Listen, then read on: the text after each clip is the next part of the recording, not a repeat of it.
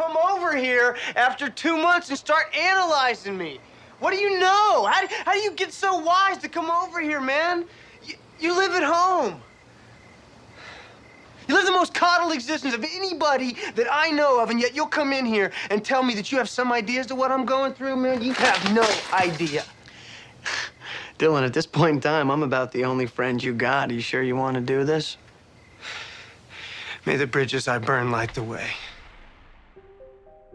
Just after 9 o'clock on the morning of February 27th, 2019, Luke Perry, a kid from a tiny town in central Ohio who parlayed his stunning good looks into immense fame as the brooding bad boy of Beverly Hills, with his portrayal of heartthrob Dylan McKay on Beverly Hills 90210, suffered a stroke at his home near Los Angeles.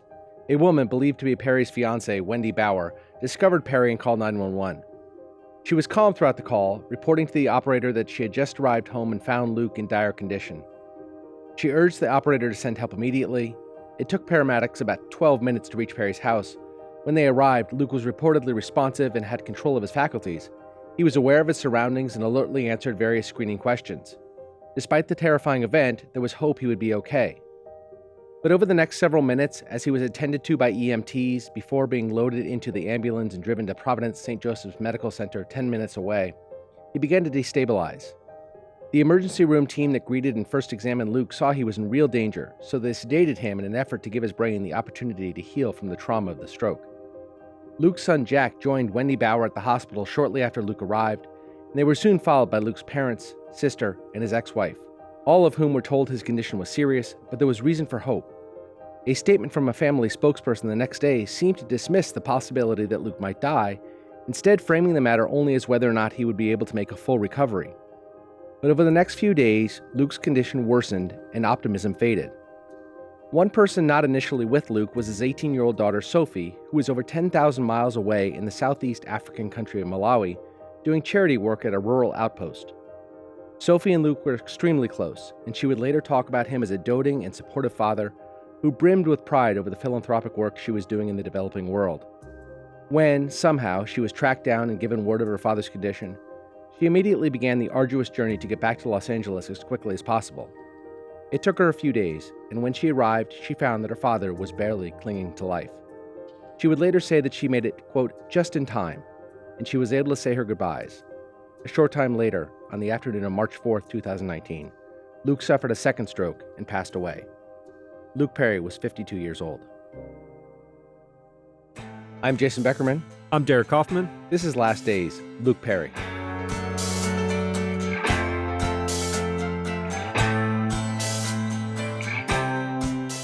The medical examiner who conducted Luke's autopsy concluded he'd suffered from an ischemic cerebrovascular accident, otherwise known as an ischemic stroke. It is the most common type of stroke and happens when blood clots occur within vessels leading to the brain. This cuts off the flow of blood and oxygen, causing brain cells to die. Even with immediate medical care, those lucky enough to survive often have some form of irreversible brain damage. Though ischemic strokes are a leading cause of death among men, they almost never strike people as young as Luke Perry, absent other significant risk factors such as obesity, prolonged tobacco use, or drug or alcohol abuse. Luke Perry had none of those factors. He was thin and muscular, worked out regularly, didn't do drugs or drink to excess, and hadn't smoked in a couple of decades. His only health issue was a precancerous polyp he'd had removed during a colon screening a few years earlier, but it is extraordinarily unlikely that had anything to do with the blockage that took his life. In fact, the medical examiner was unable to identify any contributing factors that may have caused the stroke. In the final analysis, it was just a tragic event that was not readily explainable and likely was not preventable. Luke's son Jake, a highly regarded prospect for all-elite wrestling using the pseudonym Jungle Jake, was the first member of Luke's family to post a farewell tribute to his father, saying, quote, "I learned so much from you. My heart is broken thinking about everything you won't be here for. I'll miss you every day that I walk this earth. I'll do whatever I can to carry on your legacy and make you proud." His daughter, Sophie, likewise posted a series of loving tributes to her father. But in doing so, Sophie was reminded what an awful place the internet can be, especially for young women. Trolls began posting despicable comments criticizing her appearance and the way she dressed, the charities she supported, and even the way she chose to mourn her father, with the clear intent to maximize her trauma. Sophie fired back, writing in part, quote, "Since my dad died, I've received a lot of attention online, and most of it has been positive, but of course, some people just can't be nice. And I'm here to say that I did not ask for this attention. I'm 18. I swear like a sailor, and sometimes I dress like a hooker. And I support causes you may not. Yes, I am hurt and sad and crying and beside myself with what happened to my dad.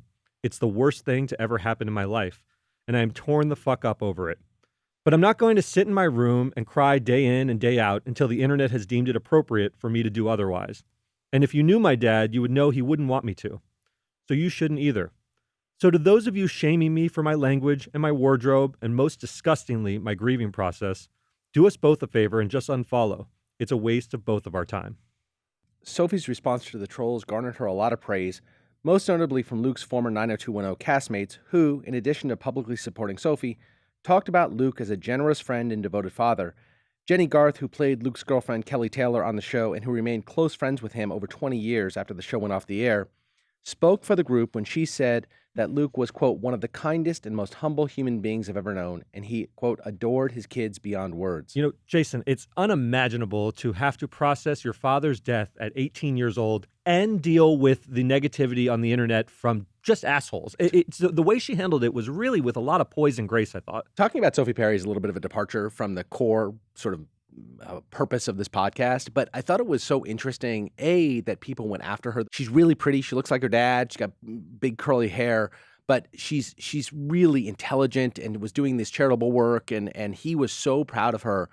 And I thought it was interesting, not only that people came after her, the internet's an awful place, people go after people for everything, but her counterpoint, her statement in response was so strong and prideful. I just thought it was really important. It really was perfect. I was surprised at the time. I remember Sophie getting this backlash and wondering how she would respond. I was genuinely surprised. You know, the internet's an awful place, but Luke Perry was pretty beloved. Yeah. And so I was surprised that anyone, and it just shows you, you know, the internet is filled with creeps in a lot of ways, but to go after an 18-year-old who had just lost her father, whose father was not a controversial figure, it's just unimaginable. It never stops amazing us how bad people can be behind the veil of anonymity that the internet gives them. It's just awful. Anyway, the tragedy of Luke Perry's death is compounded by the fact that he was enjoying a remarkable and unanticipated career renaissance when it happened. Perry had, like his former 90210 castmates, toiled in relative obscurity since the show ended in 2000. He initially had a bit of a run, appearing in 10 episodes of the HBO show Oz from 2000 to 2001, in which he played a corrupt preacher who embezzled his church's funds, and then in a modestly successful biopic, 8 Seconds, in 2004, playing fallen rodeo legend Lane Frost. But since then, his career was mostly confined to bit movie parts and single-episode appearances in serial TV shows like Criminal Minds and Community, and almost always playing dark, brooding, and introverted characters that resembled Dylan McKay. In many ways, this was the fate of all of the 90210 cast.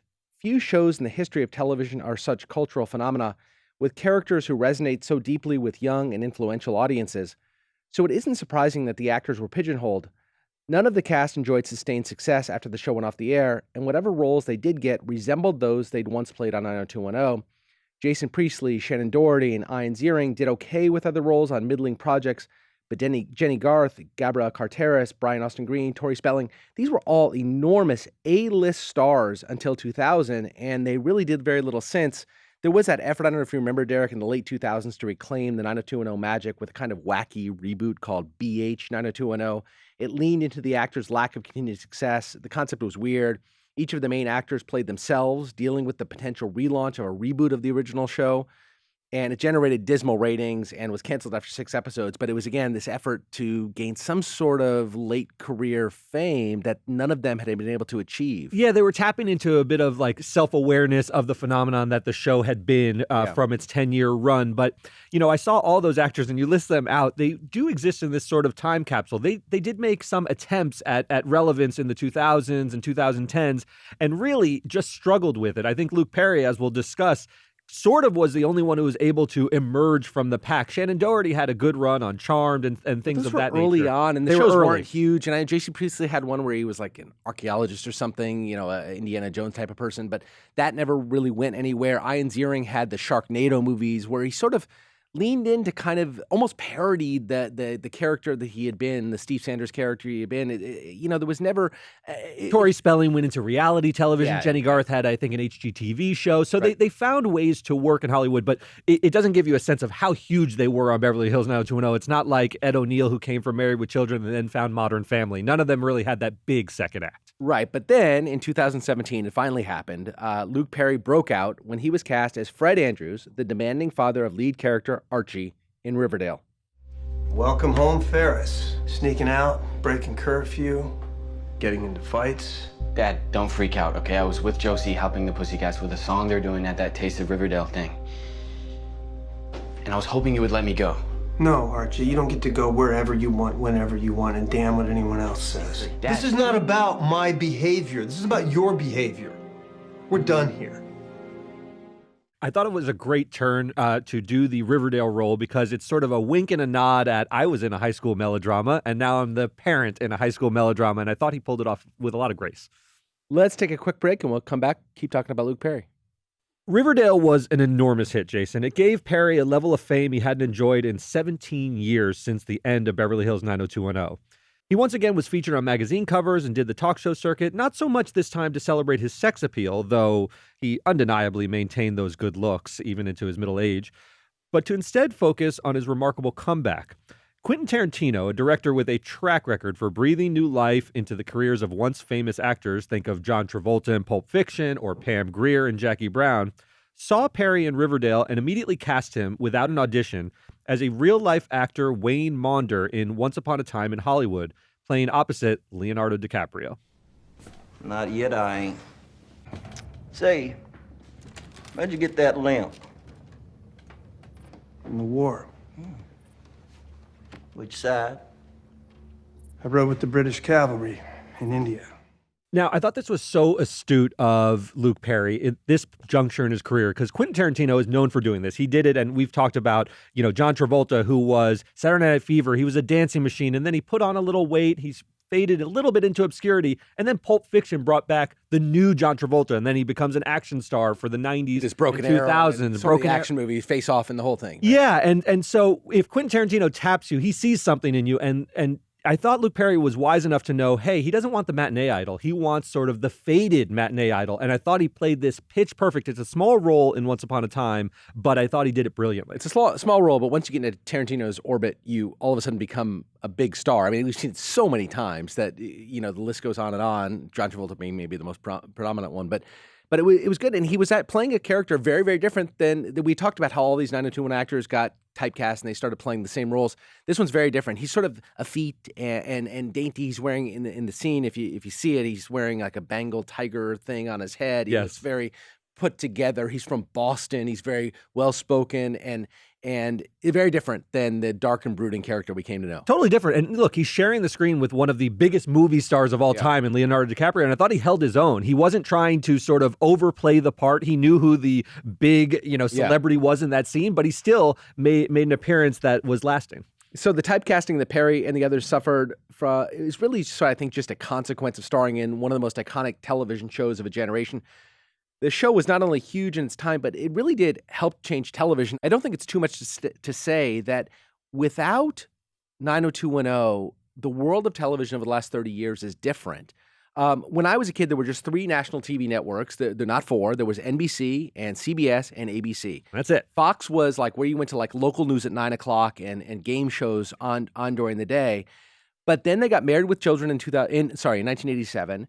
They have The Simpsons comes out in 1989, and then 90210 comes out in 1990, and it blows everything out of the water. 90210 was by far the most watched show on TV among young viewers, which of course gave it an outsized influence in pop culture.